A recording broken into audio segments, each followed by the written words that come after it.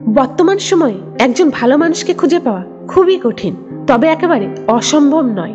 ভালো মানুষ চেনার কিছু লক্ষণ আছে, খুব ভালো করে সেটি লক্ষ্য করলে আপনিও খুব সহজে একজন ভালো মানুষকে চিনে নিতে পারবেন। তাহলে চলুন আর দেরি না করে আমরা সেই লক্ষণগুলো সম্পর্কে জেনে নিই। একজন ভালো মানুষের মধ্যে কখনো লোভ, হিংসা ও অহংকার থাকে না।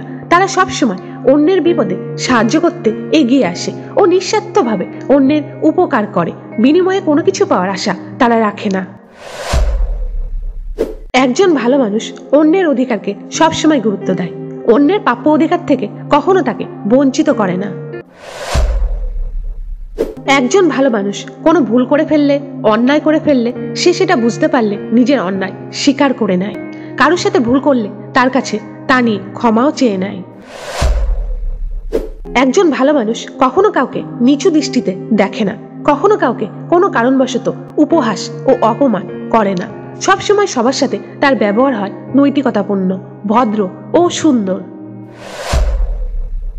একজন ভালো মানুষ সবসময় সত্যের পথে চলে, সবসময় সত্য কথা বলে, কখনো মিথ্যে কথা বলে না ও মিথ্যের আশ্রয় নিয়েও চলে না।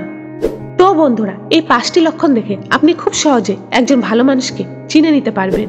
তো আপনার দেখা সবচেয়ে ভালো মানুষটা কে? অবশ্যই আমাদেরকে কমেন্ট করে জানাবেন।